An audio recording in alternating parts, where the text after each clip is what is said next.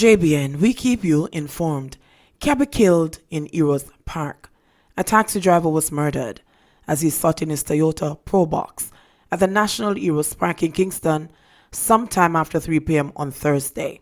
The deceased has been identified as 49-year-old Franklin Edwards of Kings Street, Kingston.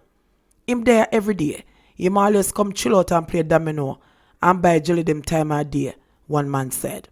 Persons said they were startled when they heard 3 loud bangs, later realizing that they were gunshots.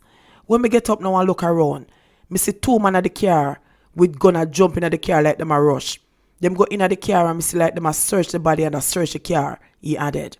According to the police, 1 man suspected to be involved in the killing was held in the National Eros Park and an investigation is ongoing. The country are gone, it gone. The man them can't kill the man in the park for nothing at all, a frustrated onlooker said. Clarendon motorcyclist killed in crash. 24-year-old Andrew Small died yesterday morning in a vehicular crash on the Osborne Store Main Road in Clarendon, the police have reported. According to the police, Small, who is of Howell Content, Yorktown in the parish, was driving his Eagle motorcycle in a westerly direction along the roadway about 7 a.m. It is reported that he lost control of the motorcycle and crashed into a Nissan motor car that was traveling in the opposite direction. He received multiple injuries and was taken to the hospital where he was pronounced dead. The police said that the driver of the Nissan motor car was warned for prosecution. 2 St. Thomas men held on gun charges. 2 men were arrested in connection with the seizure of 2 guns at Danvers Pen, Seaforth, in St. Thomas on Friday, January 31, the police have reported. Reports from the Seaforth police are that a police team conducted a raid at a house in the community about 7 a.m. 2 guns, a shotgun that had been disassembled, and a homemade handgun were seized along with 1 12-gauge round of ammunition. The men's identities are being withheld at this time, the police said. Woman found with ammo and counterfeit money. The police charged a woman with illegal possession of ammunition and possession of counterfeit notes during an operation on Delacree Lane in St. Andrew on Friday. She is 38-year-old Shauna Grant of Delacree Lane in the parish. Reports are that about 4:10 p.m., officers searched Grant's house and found 19 9mm cartridges and over $100,000 in counterfeit notes.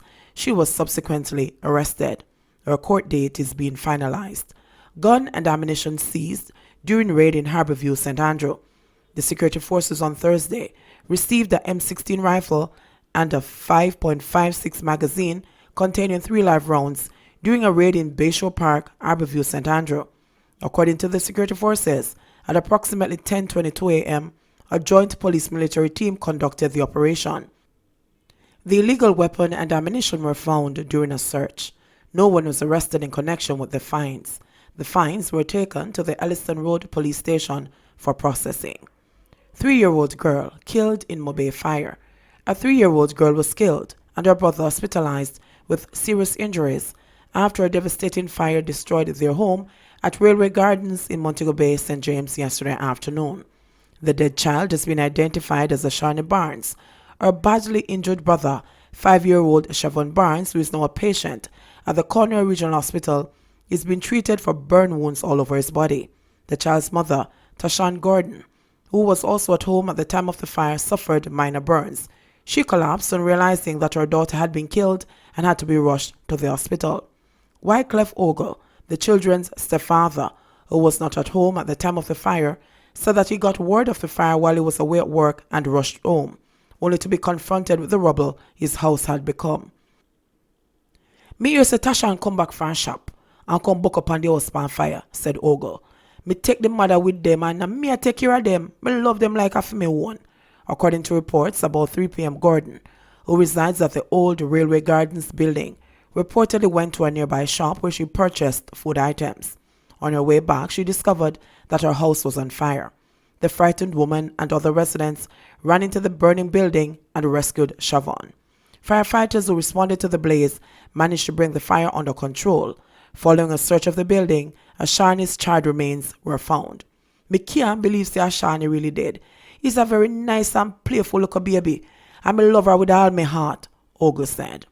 Woman found with stolen baby to be charged. A woman was arrested last week for allegedly stealing a baby from its mother. Should be charged by the police, the Office of the Director of Public Prosecutions, ODPP, on Wednesday ruled. The ruling came after the baby, 5-week-old Nair Frank, was abducted from his mother on October 13 last year. The child was found at the woman's house in Olympic Gardens, St. Andrew last week. According to reports at the time, Nair's mother was walking along Russell Road in St. Andrew when 3 men forced her into a car that they were traveling in. The baby was snatched from the mother inside the vehicle before she was pushed out of the unit. The recovery of the child came about after the police received a tip that resulted in the woman being visited and is subsequently arrested. 2 suspects held in connection with $13 million ATM robberies. The police have detained 2 men for reportedly stealing over $13 million from 2 automated teller machines, ATMs, in 2 parishes on January 5. Police report that the 2 men, believed to be relatives, were held during a recent operation in St. Anne. Reports from detectives in Ochiras are that, in the first week of January, 3 men went to an ATM in St. Anne's Bay and spray-painted the security cameras and reportedly stole $9.2 million after entering a security code. Allegations are that the men then visited another ATM machine in Anoto Bay, St. Mary, where they stole an additional $4.5 million. Police acting on information went to the house of a security guard, who they believed was a suspect in the robbery. Police said while at the house, they carried out a search and recovered $4.1 million from 2 safes that were at the mentioned premises.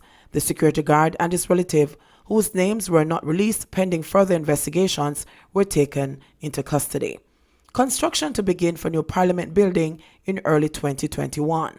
Construction of Jamaica's first purpose-built Parliament is set to begin in the first quarter of 2021. The details were revealed during a House of Parliament and Government Campus Project Update meeting and a tree planting ceremony held yesterday at the National Heroes Park in Kingston. Following the completion of the design competition, which was hosted by the Urban Development Corporation UDC, out of many one people emerged as the winning design. UDC Senior Project Manager Leighton Whyte said the new Parliament building and the transformation of the 52-acre park is part of the master plan to redevelop downtown Kingston. The architects are scheduled to finish their construction drawings by June of this year, and following that, we'll have a few months of procurement, where we'll look for a contractor to implement the project, Whyte explained. The parliamentary building will include, among other things, a public gallery senate, a public gallery house, conference rooms, offices, a media room, a library, a museum, and a cafe. The senior project manager said the projects would redound to the benefit of the community, as they will see an upgraded park that they will still have access to. Whyte said that Government Campus, the bigger project that will take into account the housing communities and establishments around the perimeter of Hero Circle, is still in its early stages. Those consultations are ongoing. We are now in feasibility and technical assessments, and we will come into the communities, and we will ensure that whatever is done or designed will be in keeping with the values of the community, Whyte said. Gregory Lake, one of the architects from the winning team, said the design for the park, which will share space with the parliamentary building, tells parts of Jamaica's story. The main water feature is aimed at illustrating the phrase long attributed to Jamaica, the land of wood and water. We also wanted to create different spaces that honor our national heroes. We have the shrine here, and that's important, and we wanted to maintain that, Lake said, adding that other areas such as the cenotaph would be blended with the new plan. The park will also feature a jogging trail, and the northern area will be a green space dedicated to recreational activities. In keeping with the 3 million trees in 3 years initiative launched by the Prime Minister last year, 100 trees, including the lignum vitae, blue maho, and guango, were planted in the park. UDC General Manager Heather Pinnock reiterated that the goal is to make development happen sustainably. The National Heroes Park will see the planting of a total of over 1,000 trees, contributing not only to this initiative, but also to the development and creation of more green spaces in Jamaica, Pinnock said. The trees will be maintained by the Parks and Gardens Division of the National Solid Waste Management Authority. JBN, we keep you informed. Please remember, subscribe, like, share, Leave us a comment and click the notification bell to receive our daily news items.